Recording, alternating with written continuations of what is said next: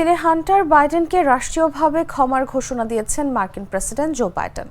অস্ত্র ও শুল্ক মামলায় অভিযুক্ত হয়ে শাস্তির মুখোমুখি হয়েছিলেন হান্টার। যদিও এর আগে বাইডেন অঙ্গীকার করেছিলেন যে ছেলেকে ক্ষমার ক্ষেত্রে প্রেসিডেন্সিয়াল ক্ষমতা ব্যবহার করবেন না। এদিন বাইডেন বলেন, শুধু পারিবারিক নামের কারণে অন্যায়ভাবে তার ছেলেকে অভিযুক্ত করা হয়েছিল। সম্প্রতি নির্বাচন থেকে ছিটকে যাওয়া মার্কিন প্রেসিডেন্ট বলেন, হান্টারকে ভেঙে ফেলার চেষ্টা করা হয়েছে। এমনকি অব্যাহত আক্রমণ ও বিচারের মুখেও যিনি 5 বছরের বেশি সময় নীরব ছিলেন।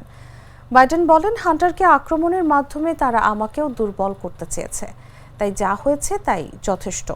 চাইলে যে কোনো অপরাধীকেই ক্ষমা করে দিতে পারেন প্রেসিডেন্ট। যদিও আগে বাইডেন বলেছিলেন, বিচারে দোষী সাব্যস্ত হলে নিজের ছেলেকে তিনি ক্ষমা করবেন না। গত সেপ্টেম্বরের শুরুতে কর ফাঁকির মামলায় দায় স্বীকার করেন হান্টার বাইডেন, আর গত জুনে আগ্নেয়াস্ত্র মামলায় দোষী সাব্যস্ত হন হান্টার।